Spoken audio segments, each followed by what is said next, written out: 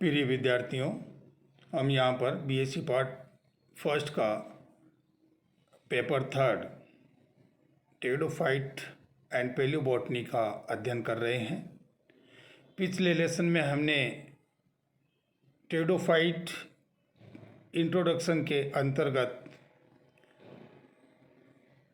कुछ प्रमुख लक्षण जानने का प्रयास किया था। टेरिडोफाइट प्लांट, जैसा कि हमने परिभाषा में देखा था कि ऐसे प्लांट्स जिसमें वेस्कुलेचर यानी वेस्कुलर सिस्टम पाया जाता है, लेकिन अभी इसमें बीज निर्माण नहीं होता है।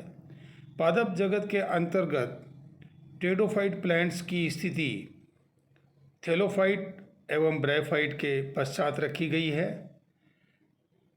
टेरिडोफाइट के बाद में जो पादप विकसित हुए, जिम्नोस्पर्म और एंजियोस्पर्म, वो टेरिडोफाइट के बाद में वर्गीकृत किए जाते हैं। यहाँ पर टेरिडोफाइट पादप की मुख्य विशेषता के रूप में हमने ये जानने का प्रयास किया था कि जल और सहवनी क्रियाविधि की आवश्यकताएं बढ़ने के साथ ही इसमें सहवनी तत्वों का विकास आरंभ हुआ। सहवनी तत्वों के निर्माण के परिणाम स्वरूप यहाँ पर रंभ तंत्र विकसित हुआ और रंभ तंत्र की जो कंसेप्ट है वह टेरिडोफाइट को अन्य प्लांट से भिन्न करती है। अर्थात सहवनी तंत्र का विकास हम टेरिडोफाइट से मानते हैं। उसके पश्चात ही टेरिडोफाइट के बाद के जो प्लांट्स हैं उनमें सेवन तंत्र और वेस्कुलर बंडल की उपस्थिति देखी गई है। यहाँ पर हमने ब्रायोफाइट्स और टेरिडोफाइट्स के अध्ययन के आधार पर यह कहा था कि ब्रायोफाइट वह पादप हैं जो क्षैतिज रूप से थैलेसी पादप शरीर के रूप में विकसित हुए। उस समय ये मूलाभास या राइजोइड्स के आधार पर ही जल अवशोषण आदि का कार्य करता था, लेकिन जैसे जैसे पादप पर्णिल अवस्था में आए और पर्णिल के बाद में यहाँ पर स्पोरोफिटिक प्लांट का निर्माण हुआ, वैसे वैसे इसमें जल की और सहवनी जो कार्य हैं उनकी अधिक उपयोगिता बढ़ी और उसके परिणाम स्वरूप यहाँ पर ये रंभ तंत्र का विकास हुआ। प्रिय विद्यार्थियों, हम यहाँ पर बीएससी पार्ट फर्स्ट का बॉटनी का paper third pteridophyta and palaeobotany का अध्ययन कर रहे हैं। अभी चर्चा के दौरान हमने जाना कि टेरिडोफाइट प्लांट्स पादप जगत में कुछ विशिष्ट लक्षणों से युक्त होते हैं और उसमें जो महत्वपूर्ण लाक्षणिक लक्षण टेरिडोफाइट के हमें मिलते हैं उसमें रंभ तंत्र का विकास, स्पोरोफाइट का स्वतंत्र रूप से जीवन यापन एवं पादप का स्पोरोफाइट स्वरूप का पाया जाना महत्वपूर्ण है। हमने पिछले लेसन में टेरिडोफाइट की सामान्य जानकारी के अंतर्गत ये जाना था कि ब्रायोफाइट प्लांट जो कि थैलेसी होते हैं और धीरे धीरे समय अनुरूप विकसित होकर के ये पर्णिल पादप के रूप में विकसित हुए, जिन्हें हम मोस कहते हैं। मोस वह पर्णिल स्वरूप है जो आरंभिक स्पोरोफाइट प्लांट को निरूपित करने के समान है, अर्थात उसमें अक्ष, प्रारंभिक जड़ें और पर्णें विकसित हो चुकी थी। उसी का आवर्धित रूप यदि हम देखें तो वह टेरिडोफाइट का स्पोरोफाइट प्लांट होता है। पिछली बार हमने ये देखा था कि टेरिडोफाइट प्लांट्स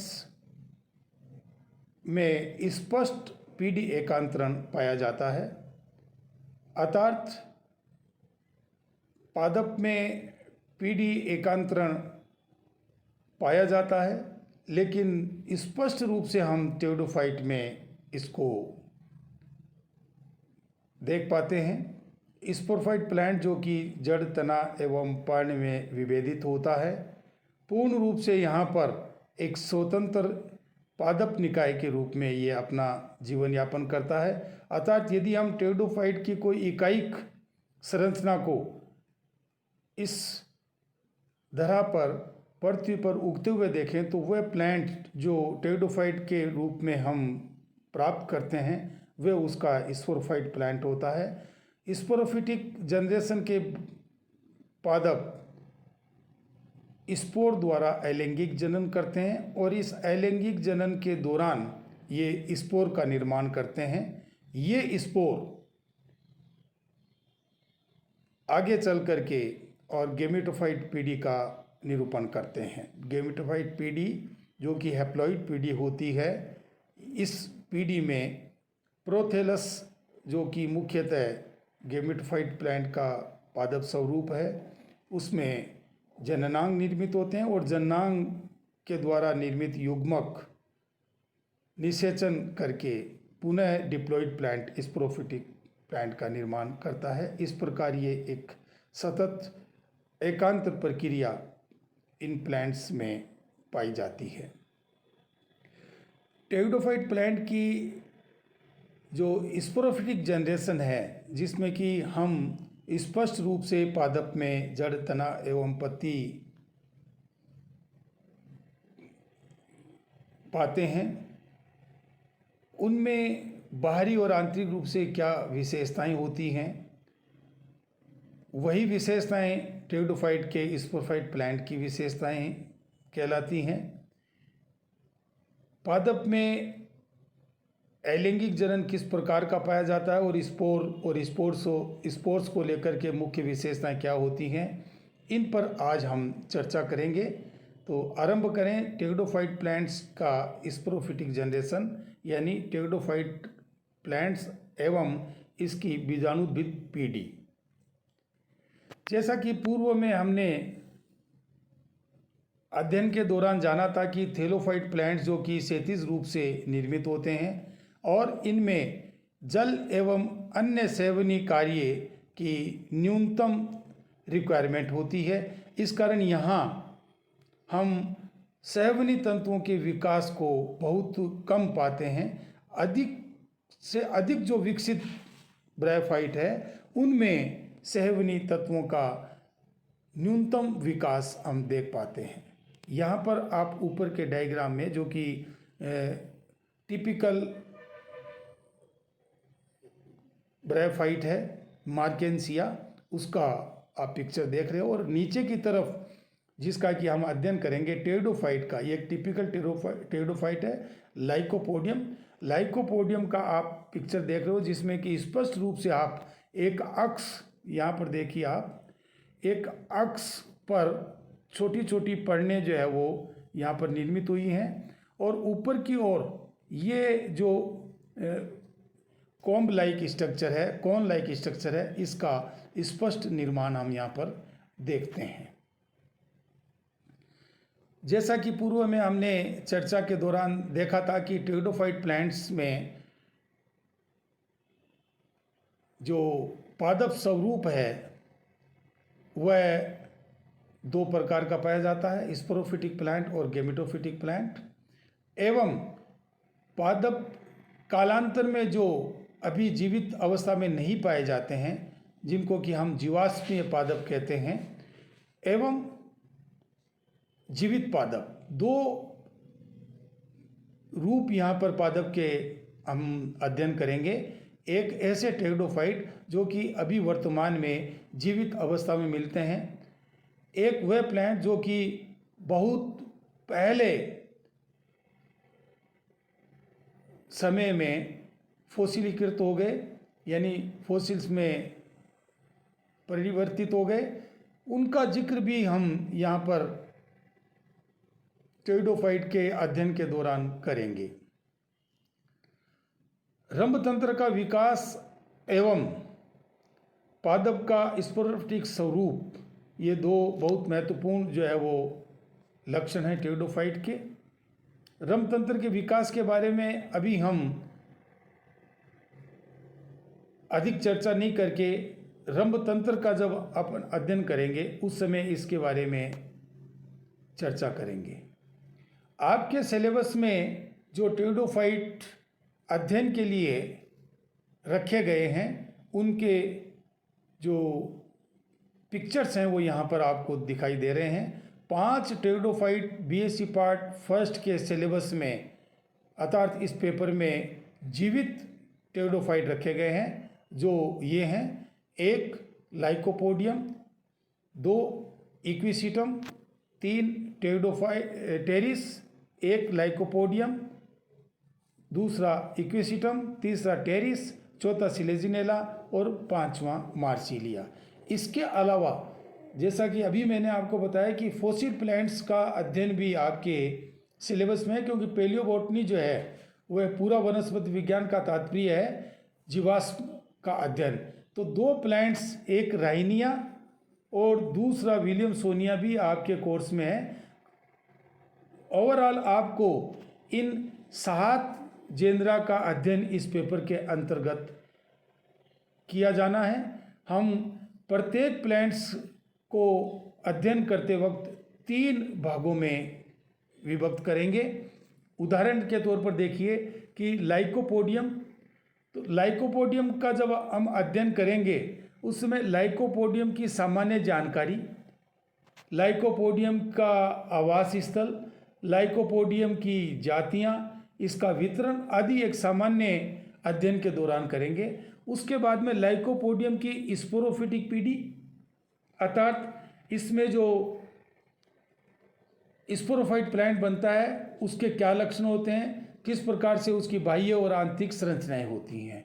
उसके बाद में लाइकोपोडियम की गेमिटोफिटिक पीढ़ी अर्थात इसमें लैंगिक जनन किस प्रकार से होता है और लाइफ साइकिल में ये दोनों जो जनरेशन पाई जाती है उनका अध्ययन हम करेंगे। इसी प्रकार इक्विसिटम में, इसी प्रकार टेरिडोफाइट में, सिलेजिनेला में और मार्सिलिया में। यहाँ पर पूर्व में भी आपको बताया मैंने कि आपके जो 3 ये जीनस लाइकोपोडियम, इक्विसिटम, टेरिस जो रखे गए हैं वे होमोस्पोरस जेनरा कहलाते हैं। अभी चर्चा में आएगा तब अपन डिस्कस करेंगे। और ये 2 जेनरा जो आपके सिलेबस में है, सिलेजिनेला और मार्सिलिया, ये आपके हीट्रोजीनस जेनरा कहलाते हैं। तो यहाँ पर दोनों प्रकार के जेनरा का अध्ययन आपके यहाँ पर सम्मिलित किया गया है, होमोस्पोरस जेनरा और हीट्रोस्पोरस जेनरा। टेरिडोफाइट के सामान्य लक्षण में जब हमने देखा था कि इसके आवास के बारे में चर्चा की थी तब देखा था हमने कि अधिकांश टेरिडोफाइट स्थलीय पादप के रूप में मिलते हैं अर्थात इनको हम प्रथम स्थलीय पादप कहते हैं जिन्होंने स्थल में अपना जीवन यापन करना प्रारंभ किया। और अधिकांश ये पादप नम एवं छायादार भागों में प्रमुखता से मिलते हैं। लेकिन जैसा कि मैंने आपको पूर्व में भी बताया, बायोलॉजी का जो अध्ययन है वह विविधताओं का अध्ययन भी कहलाता है, वेरिएशन का अध्ययन भी कहलाता है। यहाँ पर प्रत्येक जो तथ्य है उसमें कहीं ना कहीं वेरिएशन प्रमुखता से मिलता है। जैसा कि अभी हमने कहा कि ये प्रथम स्थलीय पादप हैं जिन्होंने लैंड को इन्वेट किया, लेकिन नम एवं छायादार भागों में ये प्रमुखता से पाए जाते हैं। फिर भी विविधता इनमें आवास में पाई जाती है, जैसे कुछ पादप जलीय आवास में ही पाए जाते हैं और अधिकांशतः ये जो टेरिडोफाइट का विकसित वर्ग फिलिकेल्स है उसके मेंबर्स हैं, उदाहरणतः एजोला, साल्विनिया, मार्सिलिया आदि। कुछ पादप दलदली आवास में पाए जाते हैं जैसा कि आइसोइटिस के बारे में हमने जाना था, ये मार्सी प्लेसेज में पाए जाते हैं। कुछ प्लांट्स मरोद्भिद जहाँ नम एवं छायादार भागों में पाए जाने वाले प्लांट्स अधिकता से पाए जाते हैं वहाँ पर जीरोफिटिक प्लांट्स की परिकल्पना अपने आप में बड़ी विचित्र है। लेकिन टेरिडोफाइट प्लांट्स हैं जो मरुद्भिदी होते हैं जैसे सिलेजिनेला रुपेस्ट्रिस। प्रकृति के बारे में हमने देखा था कि बीजाणुयुक्त पादप 1 वर्षीय, बहुवर्षीय, शाक, शूप और वृक्ष के रूप में पाए जाते हैं। वर्तमान में ये अधिकांशतः शाकीय पादप के रूप में पाए जाते हैं, लेकिन यदि हम इसकी जीवाश्मी पादपों का अध्ययन करें तो वहाँ पर ये विशालकाय वृक्ष के रूप में भी विद्यमान थे। ये हमें संकेत और प्रमाण मिलता है। यहाँ पर एक वर्षीय पादप जैसे एजोला साल्विनिया के रूप में, बहुवर्षीय पादप जैसे ओसमुंडा और बहुवर्षीय वृक्ष जो कि अभी जीवित अवस्था में पाए जाते हैं जैसे साइथिया, अल्सोफिला आदि के रूप में ये हमें मिलते हैं। बीजाणुत पादप जैसा कि हमने कहा कि जड़, तना एवं पर्ण में विभक्त होता है, लेकिन यहाँ पर हम देखें कि विकास की जो प्रक्रिया है वे जहाँ प्रारंभिक स्थल से आरंभ हुई और विकसित फॉर्म तक जाकर के उनके बीच में जो एक महत्वपूर्ण लक्ष्यों का समुच्चय बनता है, उसके आधार पर हम इसके समूह का निर्धारण करते हैं। जैसे ऐसे प्लांट जिनमें कि जाइलम एलिमेंट्स यानी वेस्कुलर एलिमेंट्स का आरंभ हुआ, वहाँ से लेकर के और सीड निर्माण से पहले तक की जो पादप समूह है उसको हम टेरिडोफाइट कहते हैं। तो यहाँ पर टेरिडोफाइट का विकास जहाँ से आरंभ हुआ वहाँ प्रारंभिक या आदिम प्रकार के टेरिडोफाइट मिलेंगे और धीरे धीरे विकास के पश्चात जो टेरिडोफाइट अधिक विकसित रूप में मिले उन्हें हम प्रगत टेरिडोफाइट कहेंगे। तो यहाँ पर भी दो रूप मिलते हैं, एक आद्य टेरिडोफाइट यानी प्रिमिटिव टेरिडोफाइट अर्थात जो सबसे पहले टेरिडोफाइट के रूप में निर्मित हुए और उनमें धीरे धीरे विकास होकर के और एक प्रगत पर रूप जो है वो टेरिडोफाइट का बना। जैसा कि हमने कहा कि एजोला, साल्विनिया, मार्सिलिया जो फिलिकेल्स के मेंबर हैं वह एडवांस या प्रगत प्रकार के टेरिडोफाइट कहलाते हैं। यहाँ पर हम जब इनके बीजाणुदित पीढ़ी और गेमेटोफाइट पीढ़ी का अध्ययन करेंगे तो हमें बहुत सारी जो है वो लक्षण यहाँ पर प्रिमिटिव और एडवांस प्रकार के मिलेंगे। उदाहरण के तौर पर हम देखें कि टेरिडोफाइट का प्लांट स्पोरोफाइट प्लांट होता है अर्थात लीव्स, रूट और स्टेम में विभक्त होता है, लेकिन प्रारंभिक जो जेनरा हैं जो कि साइलोफाइटेल्स और साइलोटेल्स के मेंबर हैं उनमें आज भी हम देखें कि सुविकसित पर्ण और जड़ का अभाव होता है अर्थात इसमें वेल डेवलप्ड लीव्स और रूट अभी भी निर्मित नहीं हुई हैं। यहाँ पर बहुकोशिक 2 से 3 कोशिका युक्त मूलावास पाए जाते हैं। बीजाणुदित पादप परिपक्व अवस्था में पूर्णतः स्वतंत्र होता है अर्थात गेमेटोफाइट पीढ़ी से स्वतंत्र होकर के अपना फ्री और सेपरेट जीवन यापन करता है। इनमें प्रारंभिक मूल अल्पकालिक पाई जाती है, शॉर्ट लिव पाई जाती है और कम समय तक जीवित रहती हैं और उसका स्थान अपस्थानिक मूलों द्वारा ले लिया जाता है।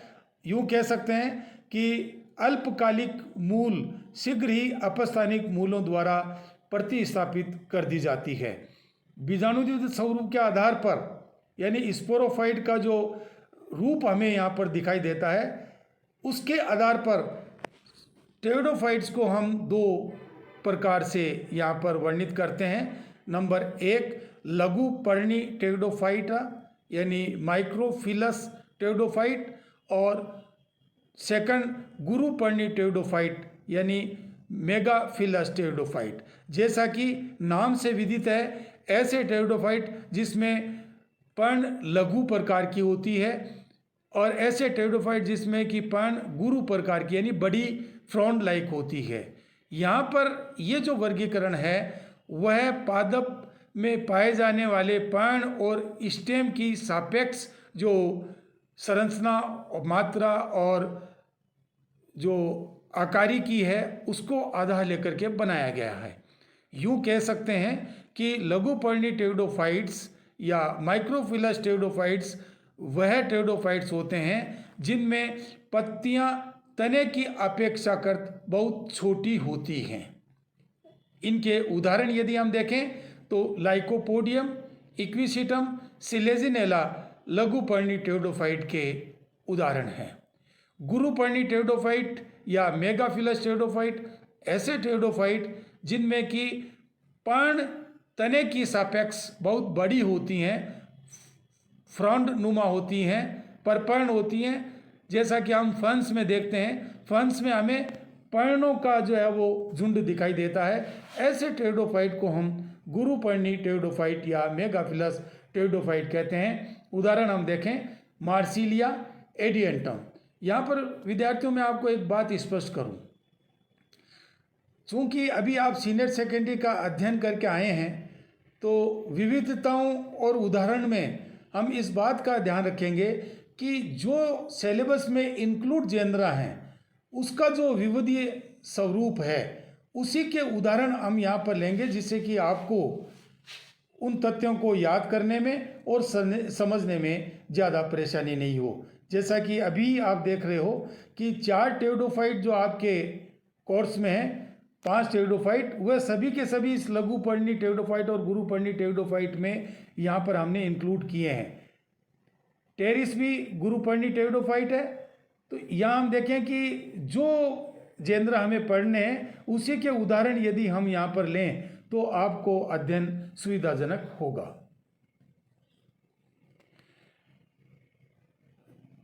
टेरिडोफाइट प्लांट का स्पोरोफिटिक प्लांट एक स्पष्ट एक्सिस या तना युक्त होता है। यह तना शाखित होता है जो कि द्विभाजी प्रकार का या एकलाक्षी प्रकार का शाकन इसमें पाया जाता है। तना बाह्य स्वरूप के रूप में गोलाकार सिलिंड्रिकल होता है। यहाँ पर कुछ तना जो है वो रोमिल भी पाया जाता है, लेकिन तने के ऊपर छोटी छोटी पर्णें अधिकांशतः लघुपर्णी पादपों में पाई जाती है। तने में बहुत विकसित सेवन तंत्र, वेस्कुलर सिस्टम जिसे कि हम रंभ तंत्र कहते हैं, वे विकसित होता है।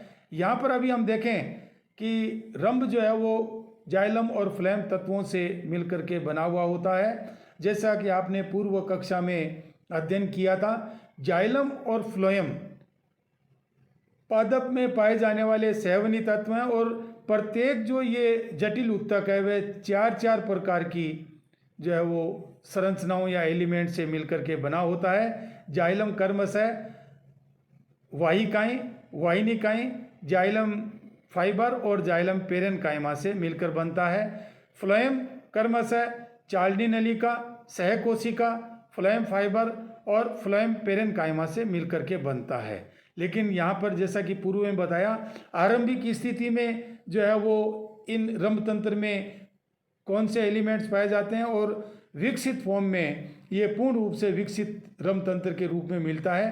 तो यहाँ पर देखें कि रंभ केवल जाइलम और फ्लोएम से निर्मित होता है और कुछ में तो मज्जा भी नहीं पाई जाती है। इस प्रकार के रंभ को हम ठोस रंभ या प्रोटोस्टिल कहते हैं और ये आरंभिक जो प्लांट्स हैं इनमें पाए जाते हैं। कुछ प्लांट्स में जाइलम और फ्लोएम से निर्मित रंभ में वाहिकाएं भी देखी गई हैं, जैसे इक्विसिटम, सिलेजिनेला, मार्सिलिया आदि में वाहिकाएं पाई जाती हैं, जो कि विकास के अध्ययन के अनुसार जिम्नोस्पर्म के नीटेल्स के वंश एफेड्रा में जाकर के पूर्ण रूप से विकसित हुई हैं। अर्थात हम वाहिकाओं का विकास की बात करें तो ये एफेड्रा में जो है वो पाई जाती हैं, लेकिन यहाँ कुछ इंसिपिएंट वाहिकाएं इक्विसिटम, सिलेजिनेला, मार्सिलिया में पाई जाती हैं। इसी प्रकार फ्लोएम में भी सहकोशिका व चालनी नलिकाओं का अभाव होता है। अर्थात सहकोशिका और चालनी नलिका जो कि मुख्य फ्लोएम के तत्व हैं, एलिमेंट हैं, वे अभी भी यहाँ पर विकसित नहीं हुए हैं। फ्लोएम कुछ वंशों में जो है वो फ्लोएम फाइबर और फ्लोएम पेरेनकाइमा तत्वों से ही मिलकर के बना हुआ होता है। मूल में यदि हम देखें तो केवल ठोस रंभ ही उपस्थित होता है। यहाँ पर अन्य प्रकार के जो रंभ मिलते हैं मूल में नहीं पाए जाते हैं। जाइलम और फ्लोएम जो वेस्कुलर बंडल के मुख्य एलिमेंट्स हैं, उत्तक हैं, उनमें एक तीसरा जो उत्तक एदा या कैम्बियम भी उपस्थित या अनुपस्थित होता है। जिन वेस्कुलर बंडल में एदा या कैम्बियम उपस्थित होती है उसे हम ओपन वेस्कुलर बंडल कहते हैं और जिनमें ये नहीं पाई जाती उसे क्लोज वेस्कुलर बंडल कहते हैं। ओपन और क्लोज का तात्पर्य यहाँ पर द्वितीयक वृद्धि को संपादित करने या नहीं करने से है। तो ऐसे वेस्कुलर बंडल या रंभ जिनमें की एदा उपस्थित होती है अर्थात कैम्बियम पाई जाती है, वह द्वितीयक वृद्धि को संपादित करती है। अधिकांशतः टेरिडोफाइट्स में द्वितीयक वृद्धि नहीं पाई जाती है। इसका सीधा सीधा तात्पर्य यह है कि इनमें एदा या कैम्बियम का अभाव होता है, लेकिन विविधताएं यहाँ पर भी हैं। ऐसे जीवित वंश भी देखे गए हैं जिनमें द्वितीयक वृद्धि पाई जाती है। उदाहरणतः बॉट्रिकियम, आइसोइटिस आदि जीवित वंश हैं जिनमें द्वितीयक वृद्धि पाई जाती है, अर्थात इनके रंभ में एदा की उपस्थिति होती है। ऐसे बहुत से जीवाश्मी वंश भी हैं जिनमें द्वितीयक वृद्धि पाई जाती थी, अर्थात उसमें एदा उपस्थित थी, जैसे कैलेमाइट्स फॉसिल में हम देखते हैं कि द्वितीयक वृद्धि के प्रमाण मिलते हैं। इसका तात्पर्य है कि इनमें द्वितीयक वृद्धि होती थी। बीजाणुत पादप या टेरिडोफाइट पादप में हम जनन पर चर्चा करें। जैसा कि पूर्व की कक्षाओं में आपने पढ़ा है, पादप में जनन 3 प्रकार का पाया जाता है: कायिक जनन, अलैंगिक जनन और लैंगिक जनन। यहाँ आप उच्च कक्षा में प्रवेशित हैं। कायिक जनन जिसे कि हम वेजिटेटिव रिप्रोडक्शन कहते हैं, यहाँ पर अब हम इसे वेजिटेटिव प्रोपोगेशन कहेंगे, क्योंकि इसमें जननिक कोई संरचना निर्मित नहीं होती है, केवल कोशिकाओं का आवर्धन या प्रवर्धन होता है, इसलिए हम इसे प्रोपोगेशन कहते हैं। दूसरा होता है अलैंगिक जनन। अलैंगिक जनन का तात्पर्य है कि जिसमें कोई विशेष प्रकार की संरचनाएं निर्मित होती हैं और उनमें समसूत्री विभाजन के परिणाम स्वरूप कुछ एंटिटीज बनती हैं जिसे हम स्पोर या बीजाणु कहते हैं, वह निर्मित होते हैं और बीजाणु द्वारा जो है वो नए पादप का निर्माण अलैंगिक जनन कहलाता है। लैंगिक जनन का तात्पर्य है कि जहाँ पर 2 अलग अलग प्रकार के युग्मकों का फ्यूजन हो, अर्थात केंद्रकों का संलयन हो और 2 विभिन्न प्रभेद के केंद्रक निषेचित होकर के और डिप्लॉइड संरचना का निर्माण करते हैं। इस जनन प्रक्रिया को लैंगिक जनन कहते हैं। जैसा कि पूर्व में हमने पढ़ा, बीजाणुदित पीढ़ी, स्पोरोफिटिक पीढ़ी लैंगिक जनन द्वारा अलैंगिक जनन द्वारा यहाँ पर जनन संपादित करती है और अलैंगिक जनन के उपरांत निर्मित बीजाणु द्वारा ये नए पादप या गैमेटोफाइट का निर्माण करती है।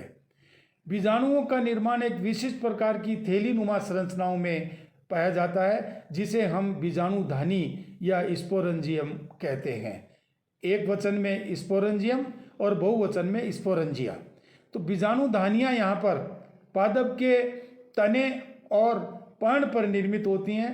ऐसे प्लांट जिसमें कि बीजाणुधानियाँ तने पर निर्मित होती है उसे स्तंभिक या कॉलाइन बीजाणुधानियाँ कहते हैं, जैसा कि जीवाश्म राइनिया, ऑर्नियोफाइटोन और जीवित वंश साइलोटम में मुख्यतः कॉलाइन या स्तंभिक बीजाणुधानियाँ मिलती हैं।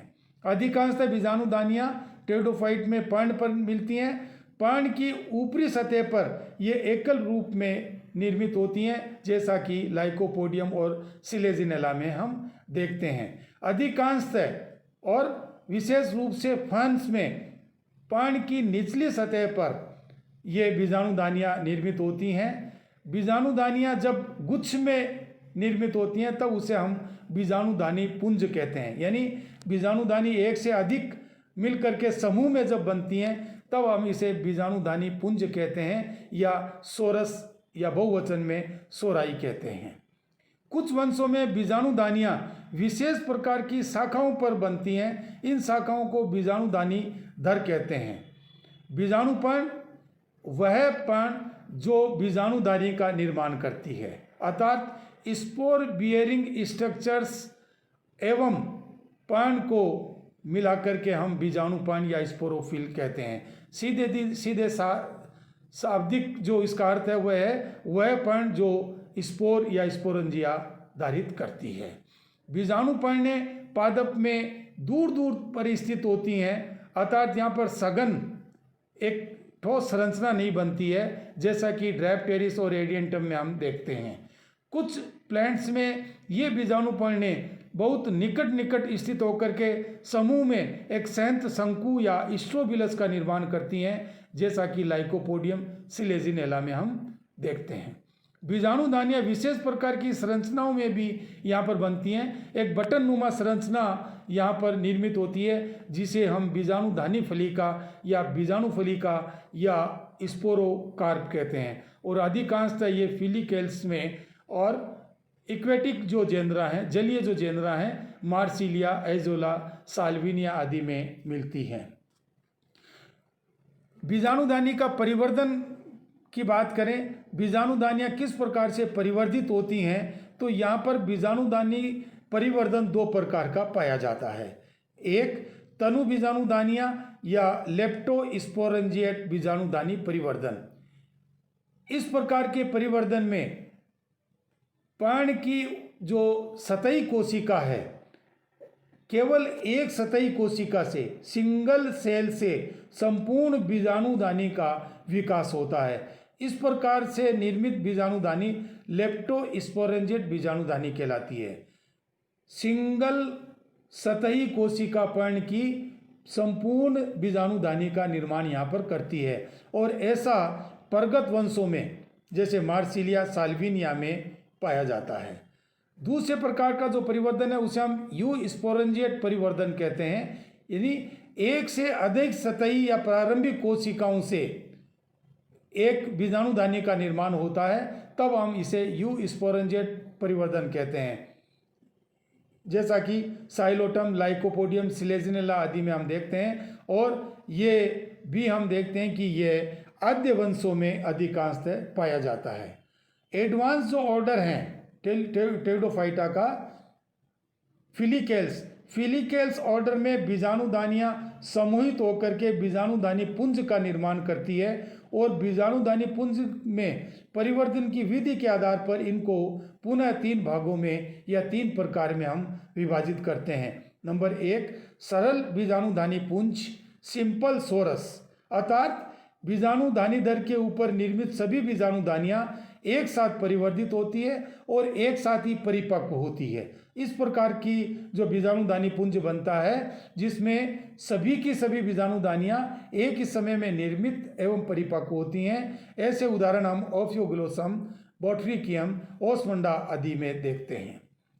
सेकंड, श्रेणीबद्ध बीजाणुदानी पुंज, ग्रेडेड सोरस, अर्थात इनमें बीजांडासन लंबा बेलनाकार होता है और ऐसे बीजांडासन के आधार पर शिशु बीजाणुदानियां यंग स्पोरेंजिया का निर्माण होता है और शीर्ष पर परिपक्व बीजाणुदानियों का निर्माण होता है, अर्थात एक्रोपिटल ऑर्डर में ये बीजाणुदानियां बनती हैं। इस प्रकार यंग बीजाणुदानियां आधार पर और शीर्ष पर मैच्योर बीजाणुदानियां पाई जाती हैं। तो स्पष्ट एक श्रेणी यहाँ पर बीजाणुदानियों की हमें देखने को मिलती है। उदाहरण इनका हम देखें तो डिक्सोनिया, मार्सिलिया, साइथी आदि में हमें ये देखने को मिलती हैं। तीसरी जो बीजाणुदानी पुंज प्रकार है वह है मिश्रित बीजाणुदानी पुंज, मिक्स्ड सोरस, अर्थात विभिन्न आयु वाली बीजाणुदानियां अनियमित रूप से